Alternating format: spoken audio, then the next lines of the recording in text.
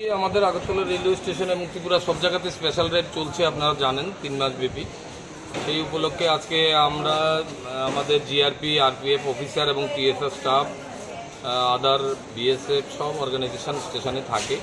তো আমরা যখন চেকিং করছিলাম মানুষের লাগেজ এবং illegal contraband, against illegal contraband, তখন দুজন লোককে লাগেজ চেক করে আমরা তাদের লাগেজের মধ্যে গোল্ড অর্নামেন্টস পাই অনেকগুলি।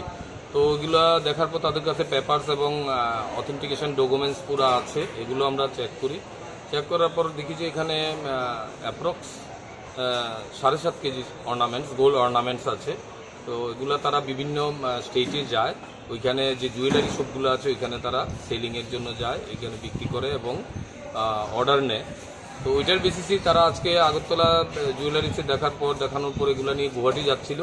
তখন আমরা এগুলা দেখে আমরা ডিটেইন করি তাদের, যেহেতু এটা গোল্ড রিলেটেড ম্যাটার, সেজন্য আমরা এবং আরপিএফের অফিসাররা সবাই মিলে আমরা কাস্টম অথরিটি সুপারিনটেন্ডেন্ট কাস্টমকে ডাকি। কাস্টম এসে তাদের ডিটেইন করে নিয়ে গেছে। এগুলার যে পেপারস এবং গোল্ডগুলার যে জেনুইনিটি ওটা তারা ভেরিফিকেশন করে অ্যাজ পার আইন অনুযায়ী তারা ব্যবস্থা গ্রহণ করে। উদ্ধারকৃত অর্নামেন্টগুলির মূল্য কিরকম হতে পারে? এটা প্রায় 4.5 কোটির মতো। আচ্ছা, এইভাবে ট্রেন স্টেশন ব্যবহার করে এভাবে খোলাভাবে তারা না, তারা সেগুলি তাদের জিজ্ঞেস করা, তারা কুরিয়ারে এনেছে, আগরতলাতে কুরিয়ারে এনেছে। তো এখানে যে জুয়েলারি শপ আছে এখানে দেখিয়েছে, এখন তারা আবার গুয়াহাটি যাচ্ছে।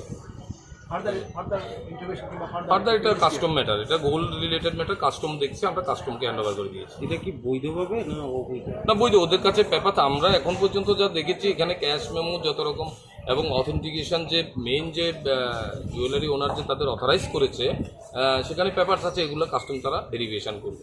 কতজন ছিল? 2 জন, রেসিডেন্স একজন শিলচর, একজন গুজরাট। কবে নাগাদ তারা ত্রিপুরা এসেছে? তারা এসছে 17 তারিখ। বাজার মূল্য কিরকম হবে? 4.5 কোটি টাকার উপর।